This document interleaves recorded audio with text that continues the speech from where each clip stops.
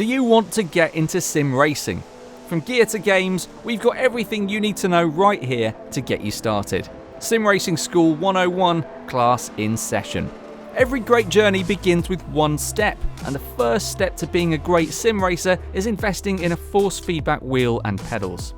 There are two really important reasons you'll want to do this, even if you're already good at playing racing games with a gamepad.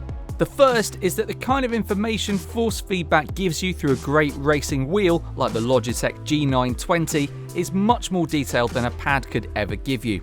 It can tell you when the back end's starting to step out to the left by snapping the steering over to the right.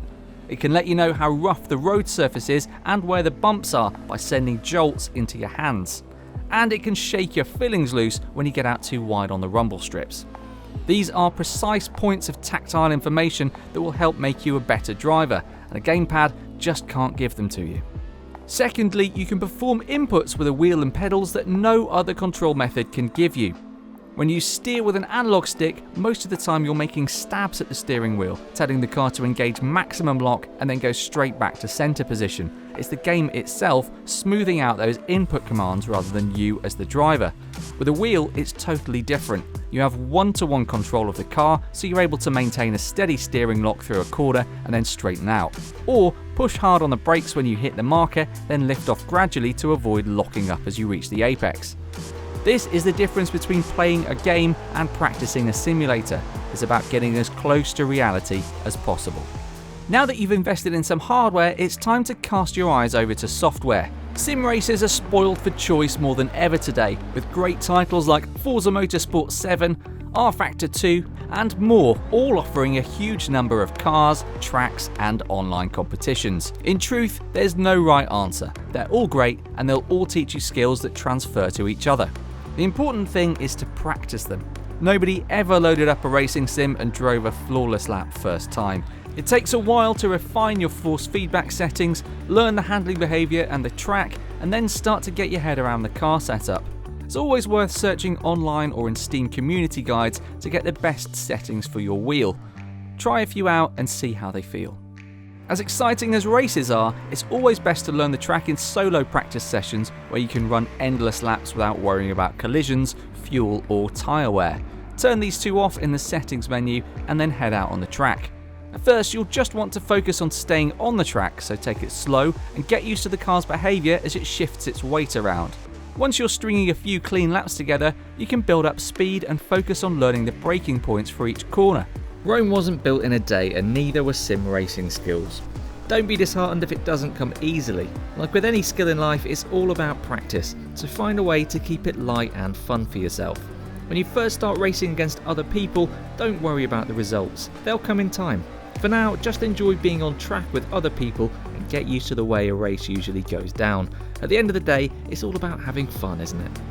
By now, you've got your basic sim racing rig set up and ready whenever you need it. Now it's time to look at the very best racers out there and soak up a bit of knowledge from them. There's a lot you can pick up from the esports broadcasts from your favourite sims. Watching hot laps will show the quickest racing lines around each circuit and where to brake for each turn. You can also see which gear the fastest drivers select for those turns and how quickly they downshift in the braking zone and then upshift again on corner exit. What you'll also see when you watch pro sim racers compete is racecraft. Sim racing is not bumper cars. It doesn't look like those 3-lap destruction derbies in casual arcade racing games. Drivers here give each other room, respect everyone on the track, and, by and large, play by the rules. That means no weaving ahead of a driver when they're lining up to overtake, and certainly no ramming. Like everything else in sim racing, it's about getting as close to reality as possible. Behave like you would on the real track, and you'll do fine in online competitions. So what's next? Well, once you feel comfortable with your racing sim's handling model and you know a handful of tracks better than your loved one's face, it's time to start getting involved with a few races. Remember to keep it clean and resist the temptation to make mad lunges down the inside that will likely ruin everyone's race. You won't make many friends that way, and you won't learn much about racing either. A lot of sim racers take their hardware setup further by introducing multi-monitor setups so they get that immersive field of view, and getting a race seat to put them in a natural driving position. These investments won't make you quicker if you're a beginner, but later down the line they'll bring a new sense of excitement to practice and blur the line even more between reality and sim. So there we have it, 4 pointers that will help begin your journey into sim racing. Invest in a good wheel, get out on track in your sim of choice and dial in the settings with a bit of help from the internet, then log some serious practice laps before checking out the very best to see what you can learn from them and apply to your own racing.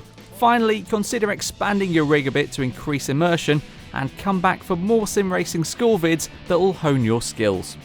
Okay, class dismissed. That's the end of this 101 vid, but there's plenty more to come, so subscribe to the channel and remember to turn on notifications so you don't miss a video. If you're already handy behind a force feedback wheel, let us know your tips for beginner races below in the comments, and feel free to tell us what you want to see in future vids. Oh, and hit the like button if you enjoyed the vid, we really do appreciate it. We'll catch you next time.